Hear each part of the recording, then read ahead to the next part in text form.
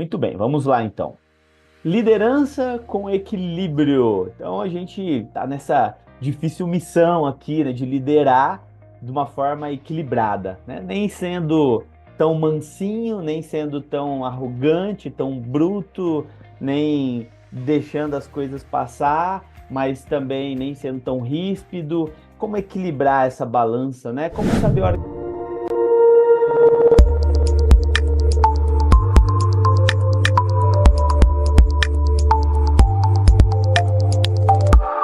né? Como saber a hora que manda embora, a hora que orienta, que foi justamente o nosso teste aí do contrato de expectativa que a gente fez.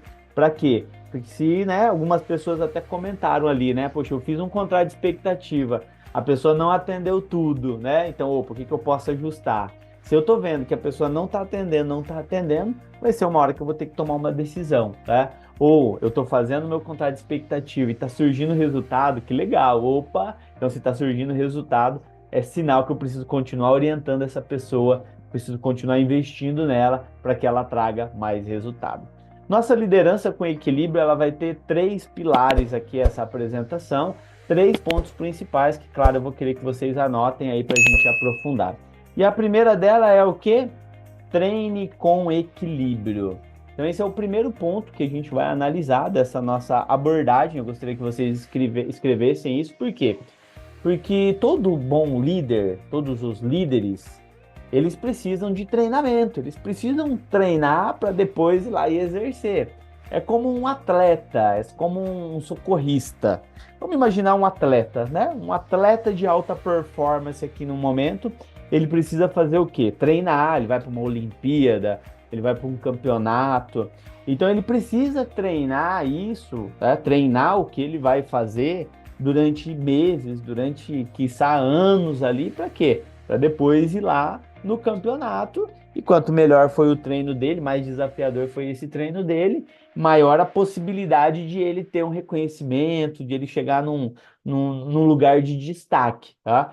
E aí é importante a gente entender isso quando a gente está falando sobre treinamento, e quem já teve essa oportunidade de ir numa academia sabe disso, tá? Que você começa, por exemplo, caminhando, né? Você está caminhando na rua.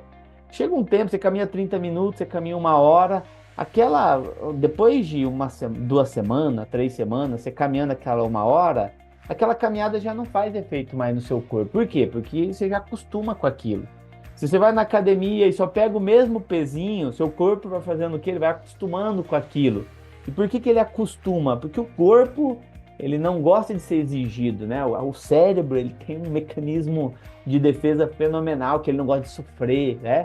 E aí o que que ele faz? Ele se acostuma com aquilo ali e ele entra na famosa zona de conforto. E a zona de conforto ela é muito perigosa, por quê? Porque você não avança, você não vai para um outro nível, porque a zona de conforto ela é confortável e as pessoas ficam bem ali, às vezes até sentem um incomodozinho, mas acabam não saindo dessa zona de conforto. Então, se a pessoa é um atleta, o que ela vai precisar fazer? Ela vai ter que aumentar o peso, ela vai ter que aumentar a carga, ela vai ter que aumentar o nível de exigência. Para quê? Para que ela tenha mais resultado. Imagina um socorrista, alguém que atende as pessoas, né, que salva vidas, né, numa ambulância, num SAMU, em qualquer outro semelhante. Ela precisa treinar muito, técnica, massagem, respiração, primeiro atendimento, o que que ela vai olhar ali, os primeiros sinais, sintomas.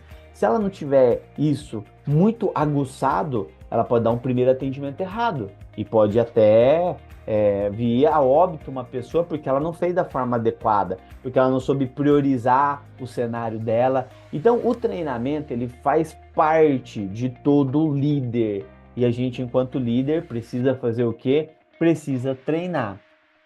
Inclusive é importante que esse avanço do treinamento, né, o avanço do treinamento, você vai pegar mais carga, você vai fazer uma técnica mais apurada. É importante entender que técnicas avançadas elas são inúteis quando a equipe ela não domina coisas básicas. Então não adianta você querer pegar mais peso se você não sabe fazer o movimento da forma correta. Por quê? Senão você vai se machucar, você vai lesionar. Não adianta você querer se você estava caminhando em 1 hora, 3 quilômetros, 4 quilômetros, não adianta você querer ir para 10 quilômetros se você não dominar as noções básicas, né? Você precisa ter isso muito claro, senão, você, não, vou começar a correr. Se você não tem uma noção básica do que é uma corrida, de equipamentos necessários que você precisa ter, você pode o quê? Pode gerar uma lesão. Então a gente precisa tomar cuidado também com isso no treinamento. Eu nem posso ficar na zona de conforto a ponto de não evoluir, mas eu também preciso entender as coisas básicas para quê? Para eu conseguir ir para um outro nível. Então, uma frase que eu gostaria que vocês anotassem aí é assim, ó: treine pesado, vírgula, mas com inteligência. Então, treine pesado, mas com inteligência. E por que eu estou falando isso? Estou falando isso porque o tema aqui desse primeiro bloco é treine com equilíbrio. Se eu não treinar com inteligência, eu posso me lesionar, eu posso me machucar. E aí o cara quer evoluir para um outro nível, mas ele acaba o quê? Ele acaba se machucando, ele acaba fazendo coisas erradas e aí isso pode gerar um problema, né? Então, a liderança, ela é a mesma ideia, pessoal, né? A gente precisa treinar, a gente não pode ficar na zona de conforto, a gente precisa aprender o básico e ir evoluindo e aprendendo mais coisas, tá? E eu preciso fazer isso com inteligência, porque senão essa minha sede ou esse meu excesso, ele pode fazer com que as pessoas que são as minhas lideradas espanem, né? Que elas, às vezes a pessoa fica tão em cima do liderado, tão em cima, tão ali, abraçando ele ali, exigindo que ele pode espanar. Ou, às vezes, pode ficar tão em cima como aquele paizão, sabe aquele paizão que quer só proteger o filho e não educa ele da forma correta, porque só fica com medo que o filho se exponha a alguma situação e não deixa a criança viver? Eu acredito que vocês já viram pais desse jeito, né? A gente que é pai luta para não fazer isso, né? Se esforça, se empenha de uma forma consciente para não fazer isso. Mas a gente, como líder, também precisa tomar esse cuidado, senão toda vez a gente vai lá e faz as coisas pelo liderado. A gente passa a mão na cabeça do liderado, sabe? Então, isso também é prejudicial para ele. Então, treinar, a gente precisa treinar, mas a gente precisa fazer isso com equilíbrio, com inteligência, porque senão a gente, em vez de ajudar o nosso liderado, a gente pode prejudicar ele, conforme os exemplos aqui que eu expus para vocês. Então, esse é o primeiro ponto do nosso treinar aqui com equilíbrio. Segundo ponto que eu gostaria que vocês anotassem aí da liderança com equilíbrio é: seja agressivo, mas não imprudente. No meio do agressivo, eu gostaria que vocês abrissem parênteses e colocassem a palavra proativo. Por quê? Porque às vezes algumas pessoas não entendem esse modo cognitivo padrão de um bom líder. Um líder tem como modo cognitivo padrão a agressividade. Mas o que é essa agressividade? Agressividade é esse senso de ser proativo, de ação, de resolver o problema, de cumprir a missão. Esse é o agressivo que o líder tem que ter. O modo padrão, o modo cognitivo padrão de um bom líder é a agressividade. Vamos para cima, vamos fazer, vamos executar. Então, a gente precisa ter isso em mente, mas tem que ter uma vírgula, mas não imprudente, né? Então, a gente não vai também, a gente precisa tomar esse cuidado e a gente precisa desse equilíbrio para, ao mesmo tempo que a gente tem um modo cognitivo padrão de ação, de fazer, de resolver, de executar, a gente também precisa tomar cuidado para quê? Para a gente não ser imprudente nessa agressividade, nesse vamos para cima. O que não pode dentro de um líder, né, é ele ser aquela pessoa mais, né, como diria lá no BOP, lá, né, aquele borracha fraca, né, aquele que só cede, aquele que é passivo, esperando que as coisas se resolvam sozinho, porque as coisas não se resolvem sozinho. Essa eu gostaria até que vocês escrevessem aí, né? Os problemas não se resolvem sozinhos. Escreva isso, porque isso é importante a gente entender, né? A gente precisa tomar uma atitude, né? Essa passividade, né? Quando a pessoa é muito passiva, aguarda uma solução, pode às vezes piorar e talvez até sair do controle uma situação. Por quê? porque ela não tem esse modo agressivo ativo, sabe? De resolver, de vamos para cima. Mas aí a gente entra ali na não seja imprudente, né? Então, nem todas as vezes ser agressivo é a melhor resposta. Então, a gente precisa ter esse equilíbrio e usar o quê? Usar o raciocínio e fazer uma análise minuciosa desse risco-benefício. Então, é fácil? É lógico que eu não estou falando que é fácil, eu não estou falando isso para ninguém que é fácil, eu sei porque a gente que é líder, a gente se confronta com isso todo dia. E aí a gente precisa ter ligado o líder agressivo de resolver, mas com essa prudência para analisar minuciosamente o risco-benefício, tá? Das ações que a gente vai tomar. Então, o líder agressivo, ele é nesse sentido, de ele ser proativo. Ele foca na busca para avançar para o objetivo, que é o objetivo dele, que ele sabe que está lá no contrato de expectativa dele.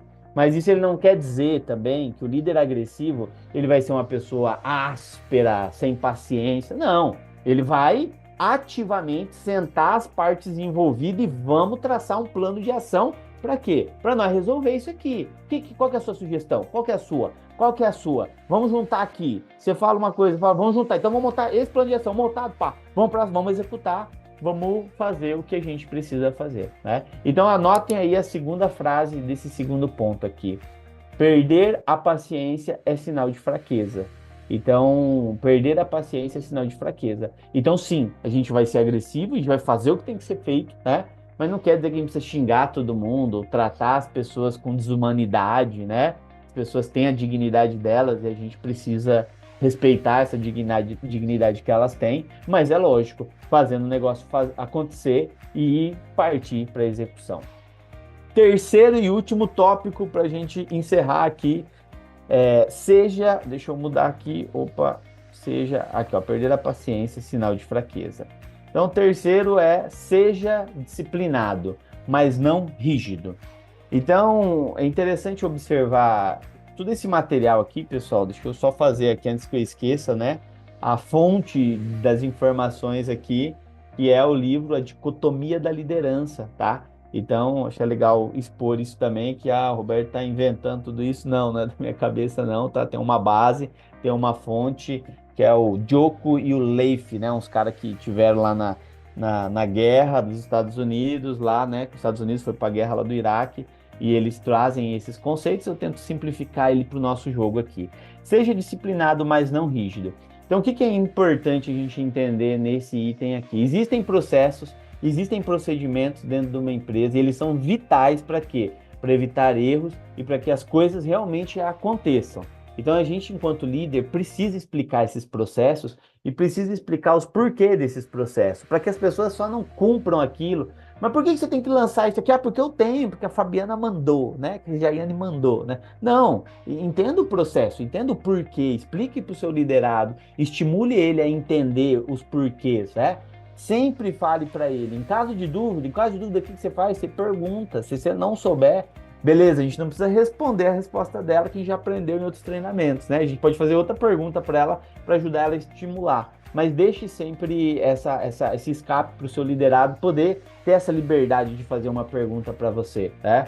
Parte do trabalho de um líder é antecipar os eventos e observar o que está acontecendo. Então, é igual o jogo de xadrez, né? Jogo de xadrez você joga 3, 4, 5 jogadas na frente. Você está antecipando jogadas que podem acontecer. A vida de um líder é assim também. Eu estou vendo que, pode ser que aconteça esse erro, então eu vou fazer X para não acontecer Y, que isso aqui vai dar ruim. Pode ser que aconteça esse Y aqui, então eu vou fazer esse X aqui para que isso aqui não aconteça. Esse é o jogo do líder, é essa antecipação, observar o que está acontecendo e se esforçar para prever essas situações, e os procedimentos e os processos, eles são essenciais para isso, tá? Procedimentos e processos são vitais para evitar erros, né? Então a gente precisa explicar o porquê e, em caso de dúvida, falar para o nosso liderado, pergunte. Entretanto, né, nós não podemos ser rígidos demais, rígidos como uma pedra, como um mármore, né? A boa liderança, ela vai cobrar os procedimentos, sim, a gente tem que seguir os procedimentos, tá? Mas às vezes a gente precisa, enquanto líder, raciocinar. Por quê? Porque às vezes a gente precisa fazer uma alteração. Os procedimentos, eles não são inflexíveis, eles são diretrizes.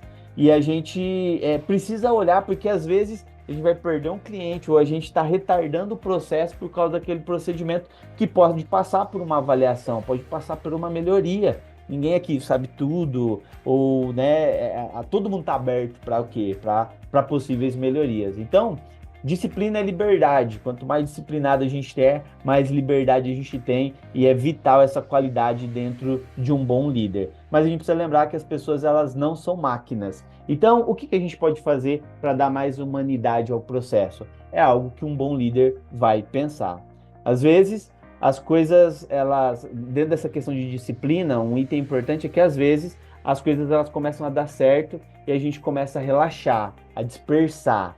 Então toma cuidado com isso também, porque às vezes quem segue a disciplina por muito tempo, que é muito bom, vai começando a ter bons resultados. E eu tenho que tomar muito cuidado como líder para não relaxar. E eu paro de seguir o processo, o procedimento, por quê? Porque ninguém me cobrou, porque não deu errado. Então eu preciso tomar cuidado com isso também. Por quê? Porque depois, na hora que estoura, já está numa situação tão grande e aí já fica difícil reverter a situação. Isso acontece nos clientes, né? Às vezes o pessoal relaxa, para de seguir as normas de segurança, para de usar os EPIs, né? Para de seguir um processo que já era pré-estabelecido, para de atingir as metas, né? E começa a dar desculpa, relaxa porque sempre está atingindo as metas. Então a gente precisa tomar cuidado com isso, né? Não podemos permitir que esse relaxo, esses bons resultados façam com que a gente diminua o nosso passo, tá?